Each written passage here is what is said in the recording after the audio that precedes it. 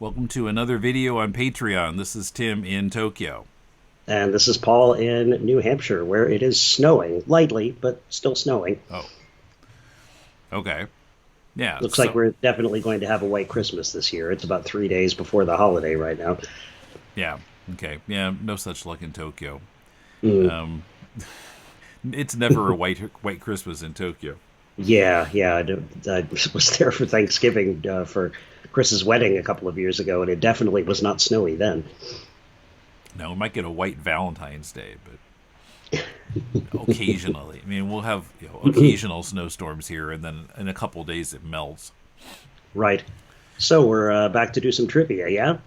Yeah, TV trivia. 20th century TV trivia, as we qualify it. Because, if you're looking Right. for something about a show that's 10 years old, nope, not going to be discussed yet. It's too Yes, new and for us. right, and we don't do 19th century TV trivia. It's just not something we're interested in. No. I almost wrote a question that had to do with radio, but then I decided to abandon it. So, Well, who knows? Could be 60% of our listeners and patrons are actually Jack Benny fans too. Who knows? okay, you want to start? Paul has 2 questions and I have 3, so we'll Yeah, add so, up to 5 here. well, I've been watching a lot of Star Trek, the original series lately. I kind of did a deep dive over the last couple of weeks and watched, for me, a deep dive is like 4 or 5 episodes. So I am finally kind of pounding my way through season 1. I think I'm trying to make it last because I don't want to get to season 3. It's a very big vessel, Captain. Um, But watching a lot of Star Trek, the original series lately, I got interested anew in the Desilu backlot. Desilu's backlot was the place where some Batman scenes were shot, and it was also once upon a time known as the RKO 40 Acres. It was a huge backlot that RKO had used before Desilu bought it out and bought the studio, and was used for lots of films that weren't produced at RKO, and the same was true for television shows that were not produced by Desilu directly, but the lot was rented out for.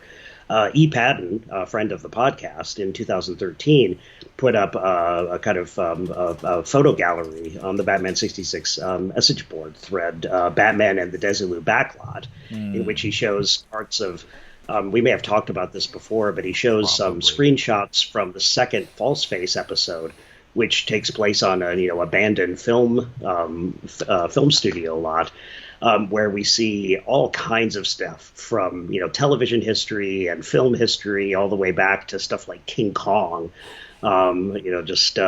Set pieces and sets that were built, some that were being used at the time for other television shows in 1966. But anyway, one particular Desilu show that made a lot of use of the RKO 40 Acres was Star Trek: The Original Series.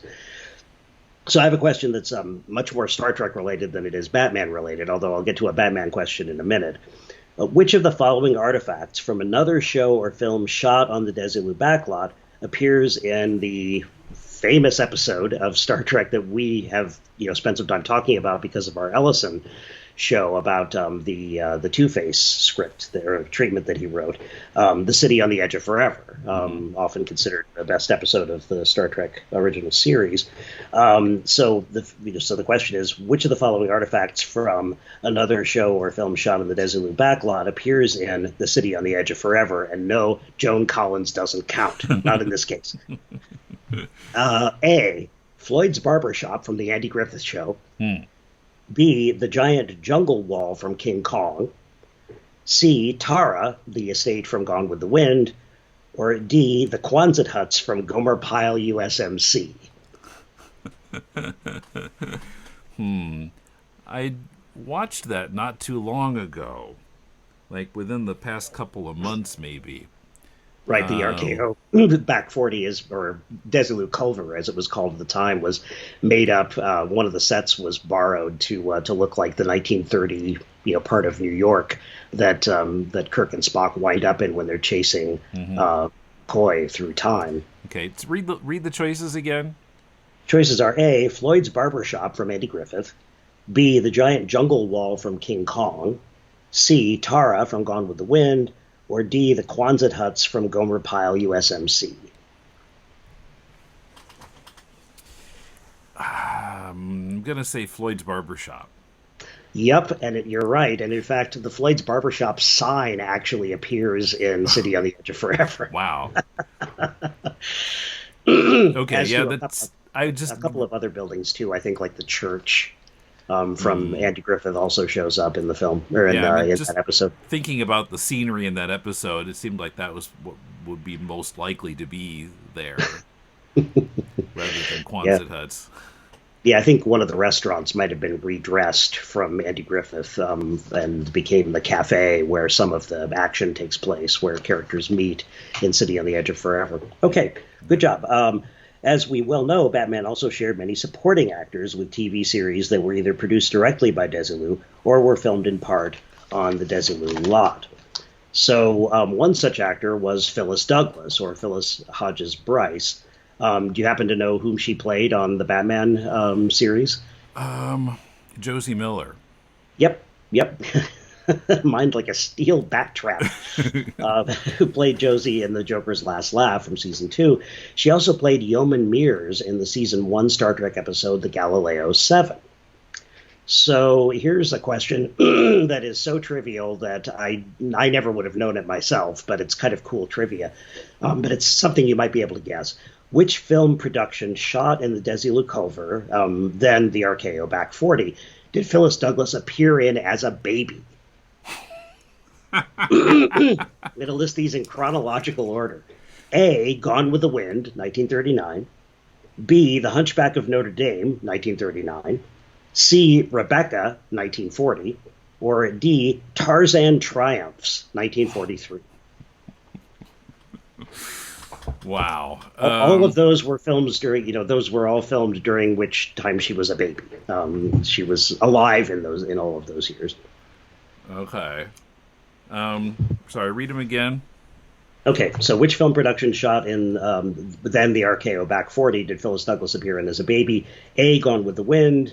B. The Hunchback of Notre Dame. C. Rebecca. Or D. Tarzan Triumphs. Those were all shot between 39 and 43, or released between those years. I'm gonna say Gone with the Wind. You got it. Yes. I mean, you probably haven't seen Hunchback of Notre Dame or Rebecca, but there are no babies in either of those films, so Okay, that I would haven't be seen one. Gone with the Wind either. Not even in those endless nights when it was on in our house. I saw bits and pieces of it back then in the 70s when Yeah. it was on TV, but And I say endless because the film was already 3.5 hours, and with ads, it was often shown over 2 nights. Yeah. And, basically, Holy City on the Edge of Forever. So you're right. I've watched all season 1 and I didn't catch Phyllis Douglas. I'll have to add her to the list here. Right. She actually appears in Gone with the Wind as a central character briefly. She was 2 years old at the time, and she plays Bonnie Blue Butler, age 2. That is the daughter of Rhett Butler and Scarlett O'Hara. Okay. She doesn't play Bonnie. A different actor plays Bonnie Butler when she's old enough to actually die in a riding accident. But when she was 2, she was played by our friend Phyllis Douglas, or Phyllis Hodges Bryce, as she's also known. Her married names, I believe. So nice work. Bonus question. What machinery or what machine made its first on-screen appearance on Star Trek in the Galileo 7? Oh, I do know this. It was the Catwoman's Catmobile, the Eartha Kitt Catwoman, isn't it? In the Galileo 7? I've been thinking of a different episode. I know that car appears in a Star Trek episode.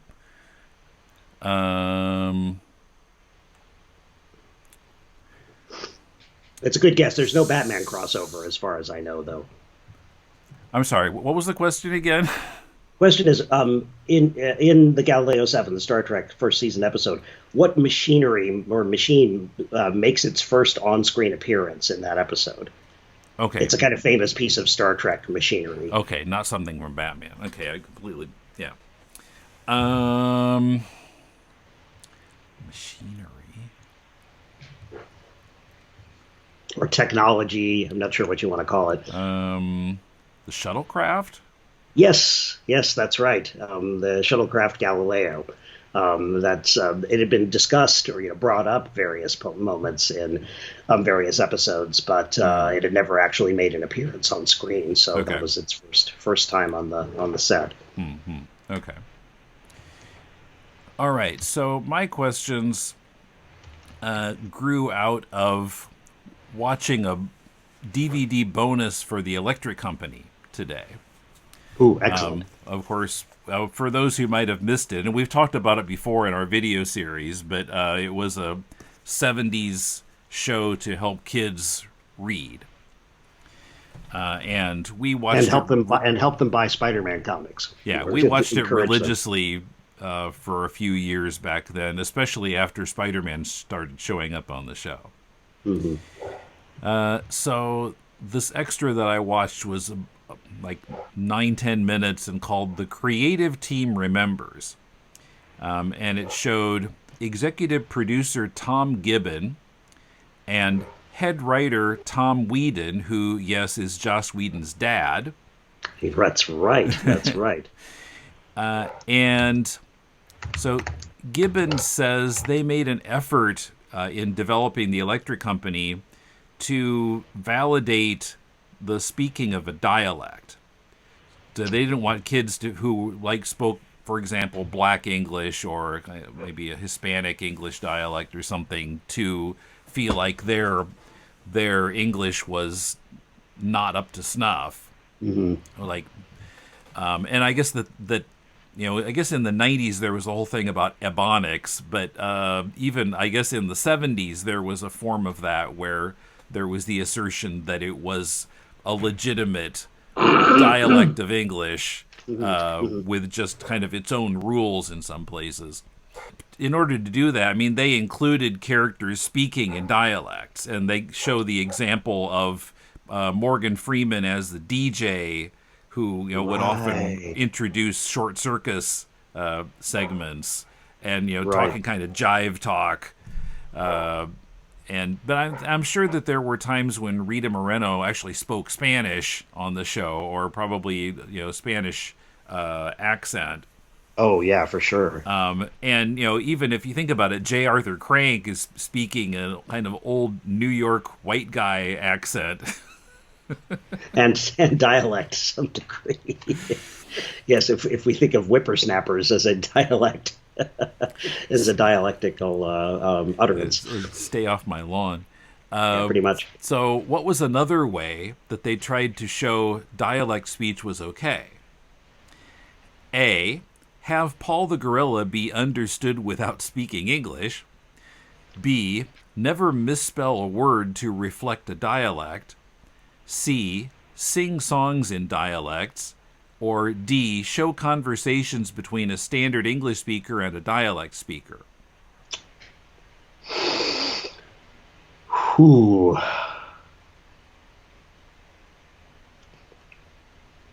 I'm going to guess D, although I really like A as a possibility. Okay, it was actually B. Okay. So they would not misspell a word to reflect dialect pronunciation. So he gives an example of a speaker saying, "I be going downtown." And if they were to show that text on the screen, they would show it that way with going with the G at the end, even though going was what was said. I see. So even though the dialect would drop the G, they would still show it as the usual spelling. And he says that was in order to say your language too can be rendered in print, and if put in print, it can be read by anybody. Not sure I buy that entirely. It sounds a little bit corrective. It's no longer phonetically identical to what was said. And we think of, I understand, the idea of, making it readable by anybody. But what about people who speak the dialect who might not recognize what's being written because it doesn't phonetically match up with what they just, the way that they speak? Yeah, I suppose that's true, especially if they're poor readers, and the show was aimed at poor readers.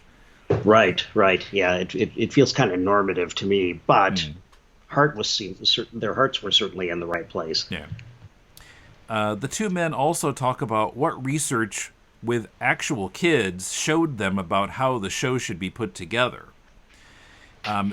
They talk about how they tracked how kids watched the show. Hmm. According to the research, where was the worst area of the screen to put text? A, the upper third of the screen, B, the middle, C, the lower third, or D, it didn't matter.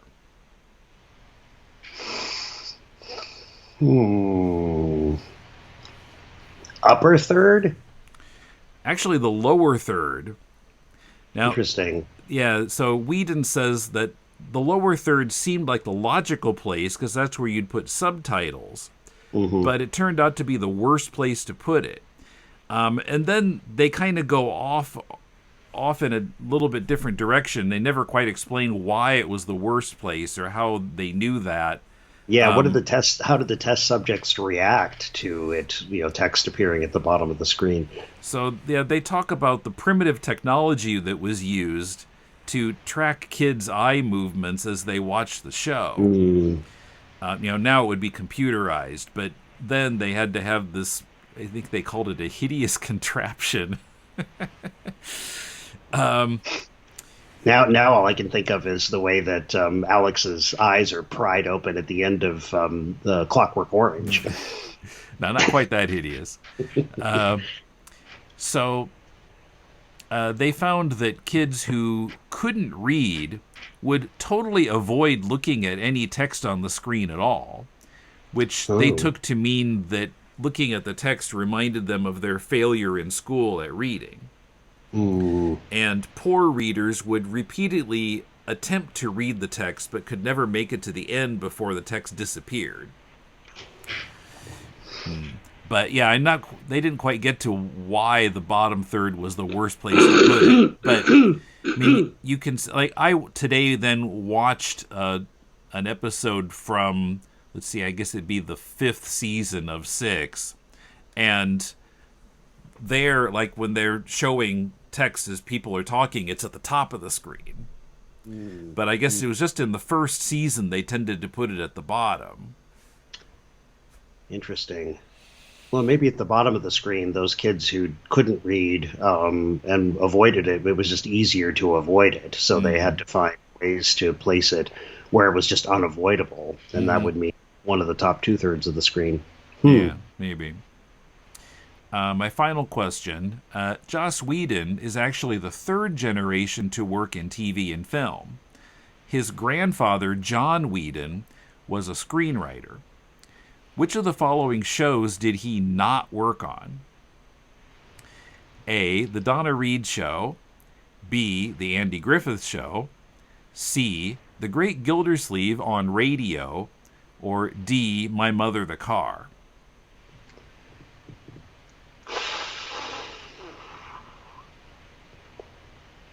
What were the first two options again? Donna Reed and Andy Griffith. Oh, boy.